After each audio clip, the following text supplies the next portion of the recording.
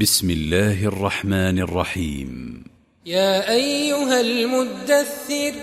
قم فأنذر وربك فكبر وثيابك فطهر والرجز فاهجر ولا تمنن تستكثر ولربك فاصبر فإذا نقر في الناقور فذلك يومئذ يوم عسير على الكافرين غير يسير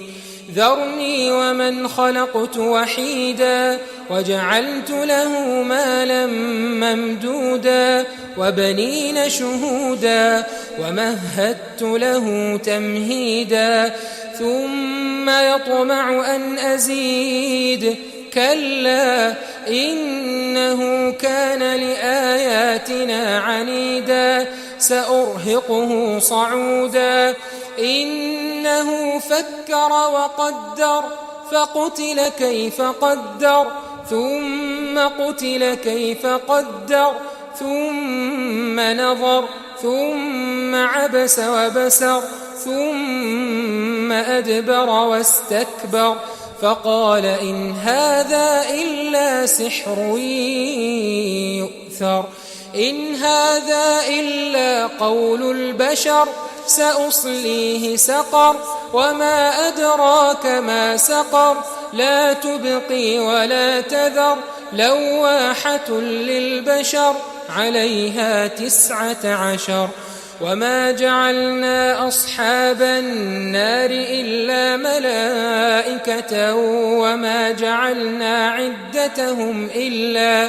وما جعلنا عدتهم إلا فتنة للذين كفروا ليستيقن الذين أوتوا الكتاب ويزداد الذين آمنوا إيمانا ولا يرتاب الذين أوتوا الكتاب والمؤمنون وليقول الذين في قلوبهم مرض والكافرون ماذا أراد الله بهذا مثلا كذلك يضل الله من يشاء ويهدي من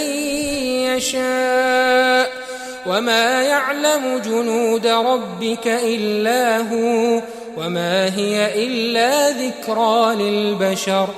كلا والقمر والليل إذ أدبر والصبح إذا أسفر إنها لإحدى الكبر نذيرا للبشر لمن شاء منكم أن يتقدم أو يتأخر كل نفس بما كسبت رهينة إلا أصحاب اليمين في جنات يتساءلون عن المجرمين ما سلككم في سقر قالوا لم نك من المصلين ولم نك نطعم المسكين وكنا نخوض مع الخائضين وكنا نكذب بيوم الدين حتى أتانا اليقين فما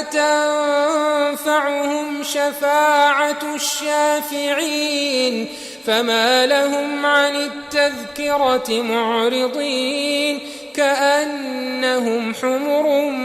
مستنفرة فرت من قسورة بل يريد كل امرئ منهم أن يؤتى صحفا منشرة كلا بل لا يخافون الآخرة كلا إنه تذكرة فمن شاء ذكره وما يذكرون إلا أن يشاء الله هو أهل التقوى وأهل المغفرة